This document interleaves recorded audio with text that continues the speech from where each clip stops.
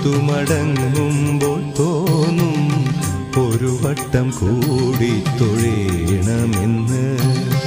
ഒരു വട്ടം കൂടി തൊഴുമ്പോഴും തോന്നും ഇതുവരെ തൊഴുതത് പോരെന്ന്. അകതാരിൽ നിറയുമീ അനുപമ നിർവൃതി ഗുരുവായൂരമ്പലത്തിങ്കൽ മാത്രം.